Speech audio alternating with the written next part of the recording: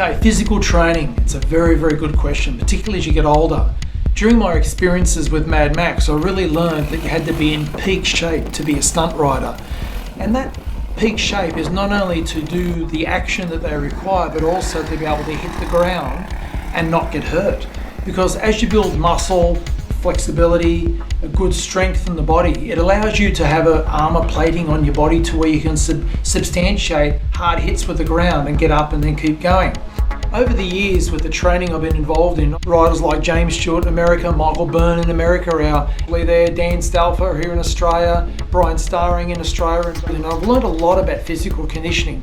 And probably, firstly, I'll say to you, the most important aspect of motorcycle physical conditioning is to ride the motorcycle. Whatever specific style of motorcycling you do, whether it's adventure, whether it's supercross, whether it's trail, whether it's trials, it doesn't really matter. You need to do that specific riding to get fit on the motorcycle. Nothing will replace that time in the saddle. As you get more specific with fitness, there's a few important areas. The first one is cardiovascular fitness. You can get cardiovascular fitness not only from riding the motorcycle, but also cycling, running, swimming, circuit training at the gym. There's so many different ways. Concept 2 rowing an ocean ski, paddleboard, stand up. There's so many ways to get some cardiovascular fitness. And during all of these exercises, there's specific areas that you train. Cycling, of course, your legs. Very, very important to have that.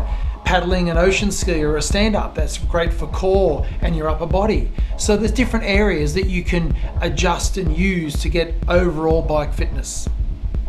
People say, well, how much training do I need to do?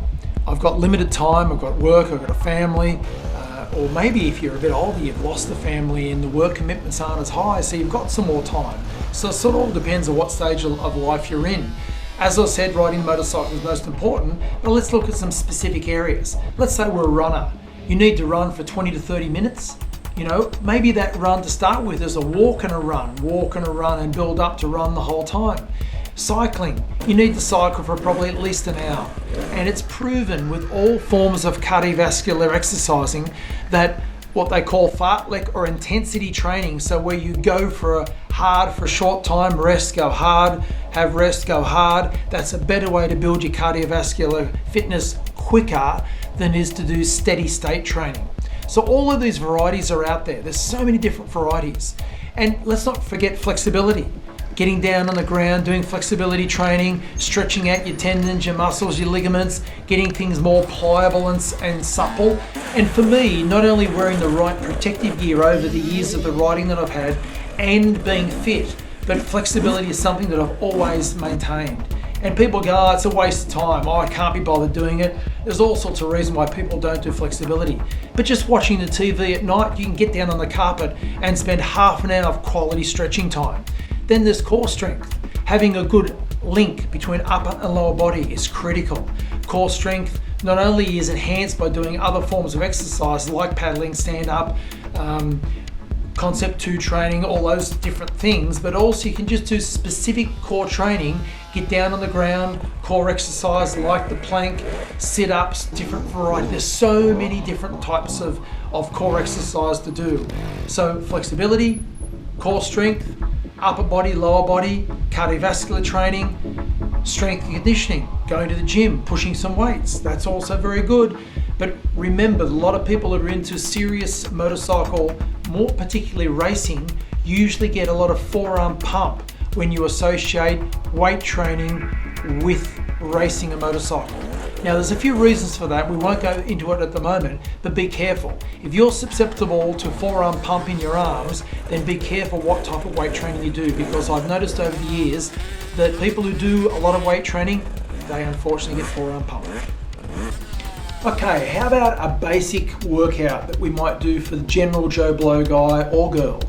Okay, let's say we have no apparatus. So we're going to run from home, so we need some running shoes and some running gear.